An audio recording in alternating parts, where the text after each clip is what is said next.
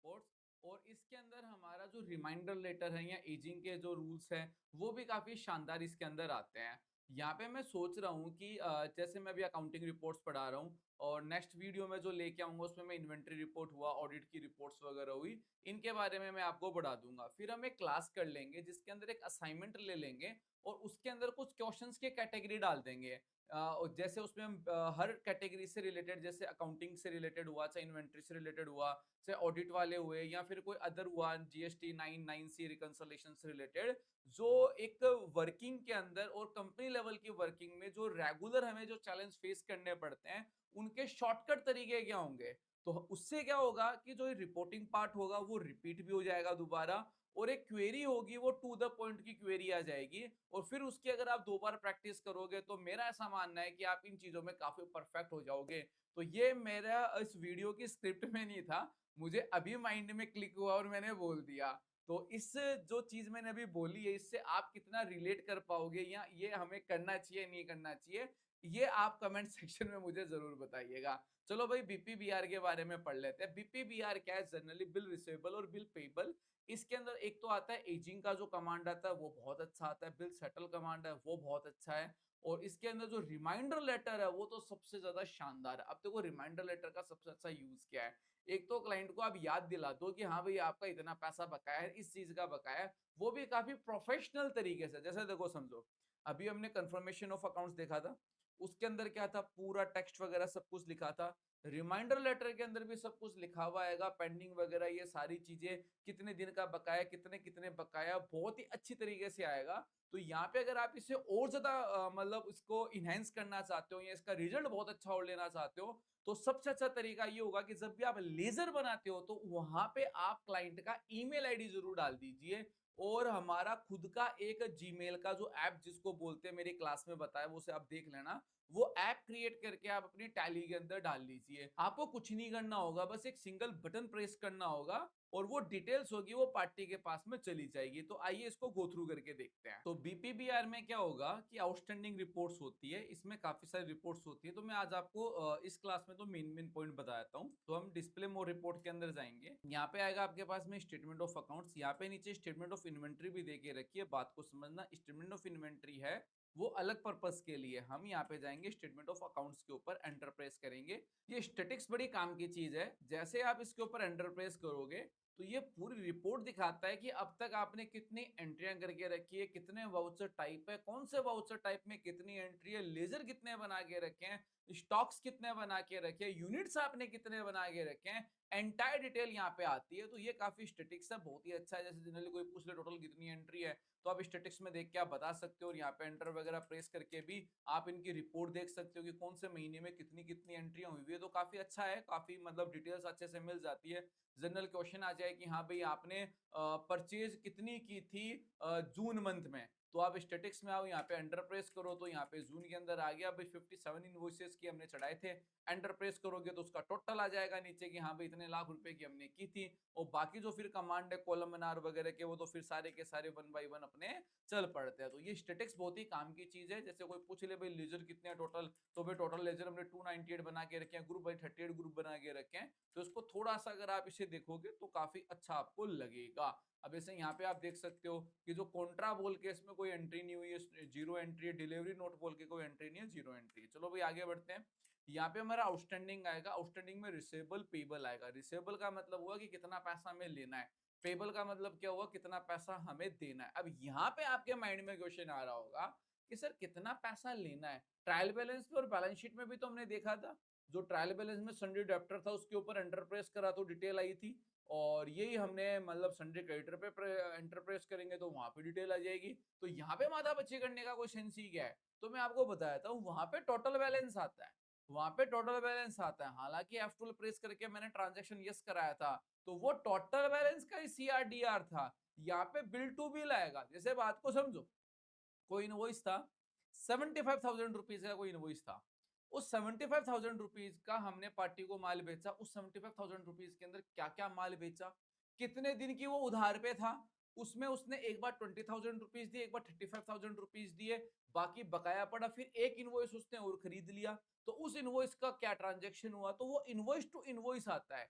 क्या आता है, इनवॉइस टू इनवॉइस आता है, जो भी इनवॉइस ड्यू रहेगा उसकी डिटेल यहाँ पे प्रॉपर शो होती है। और फिर यहाँ पे आप ये भी देख सकते हो, जैसे भी प्रैक्टिकल, आपने किसी पार्टी को 35 इनवॉइस सेल किए और वो आपने अलग अलग टाइम फ्रेम के ऊपर किए, नॉर्मल सी बात है, अलग अलग टाइम फ्रेम ही होगा जनरली।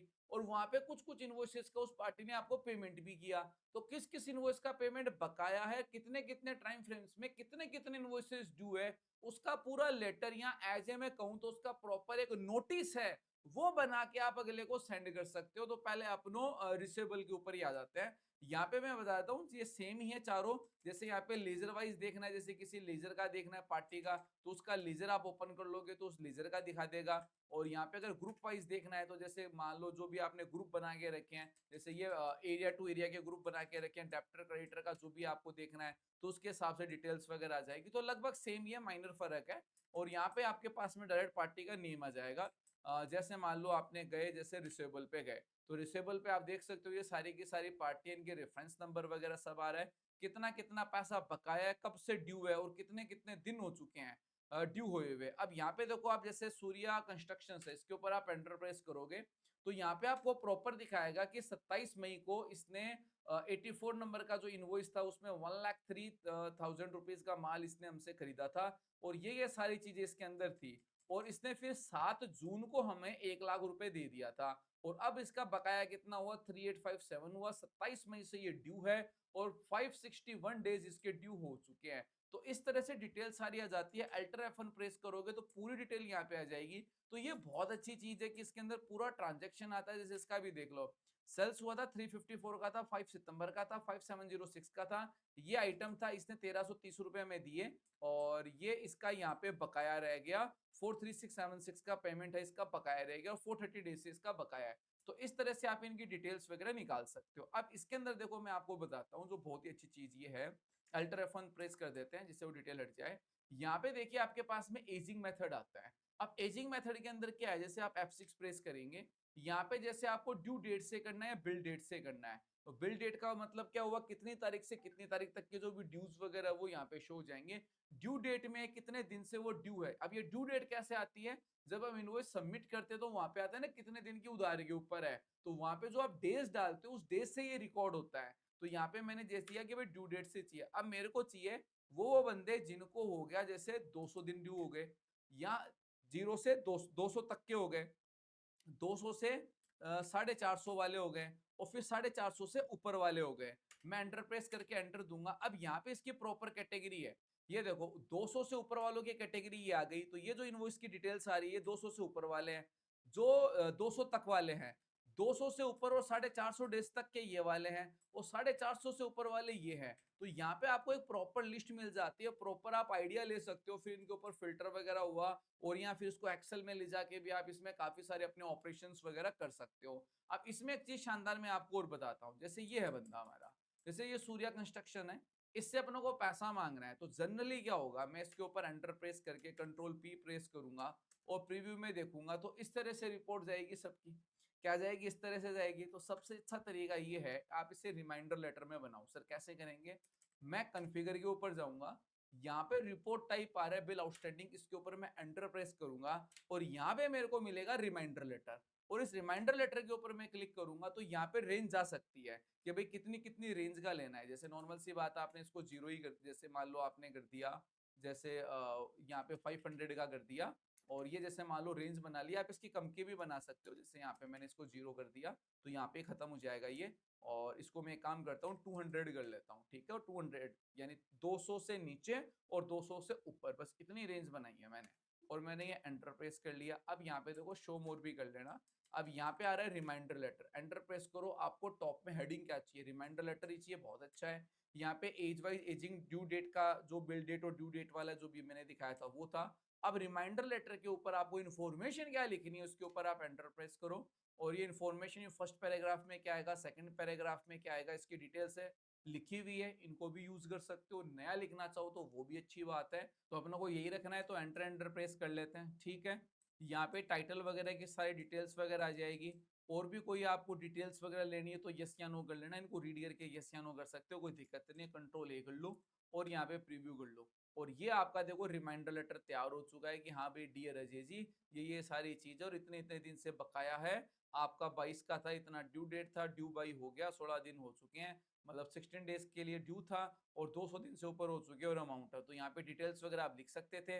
मेल पे जाते तो उसका पूरा फॉर्मेट वगैरह होके वो ऑटोमेटिक मेल में चला जाता, जीमेल आपको ओपन नहीं करना पड़ता, और जीमेल ओपन करके अगर आप सेंट मेल में देखते तो मेल भी गया हुआ मिलता। तो ये अपना रिमाइंडर लेटर होता है, काफी बढ़िया चीज है। अगर आपको पहले से पता था तो आप कमेंट में बता दीजिए, पहले कैसे पता था, फर्स्ट टाइम पता चला है तो फर्स्ट टाइम का बता दीजिए। तो सबका सेगमेंट ये यही है। यहाँ पे बिल सेटल वगैरह के भी काफी ऑपरेशंस होते हैं, तो उसका मैं एक असाइनमेंट लेके आ जाऊंगा, उसमें इजी रहेगा क्योंकि ऑलरेडी वीडियो काफी बड़ा हो चुका है। तो मैं बिल सेटल वगैरह असाइनमेंट वाले में करवा दूंगा, तो इसमें भी 2-3 पॉइंट अभी अपने हैं। अब यहाँ पे देखो जो फर्क इतना ही है, जैसे पेबल वाला भी वही आ जाएगा, किन किन का पैसा बकाया है हमारा। यहाँ पे भी हमारा F6 के ऊपर एजिंग मेथड आ जाएगा, सेम वही चीजें करके देख लेना। और यहाँ पे अगर आपको डायरेक्ट वो लेजर हिट करना है तो उस लेजर के ऊपर भी जा सकते हो, ग्रुप के अंदर ग्रुप आ जाएगा। इसके अंदर अभी 2 कमांड और रह गए हैं बिल सेटल वगैरह के, तो वो मैं आपको नेक्स्ट वीडियो में, असाइनमेंट वाले वीडियो में करवा दूंगा। नेक्स्ट वीडियो में तो मैं आपको इन्वेंट्री रिपोर्ट कराऊंगा, तो उस चीज के लिए भी रेडी रहना। और दूसरी मैं गुड न्यूज आपको और दे दूं कि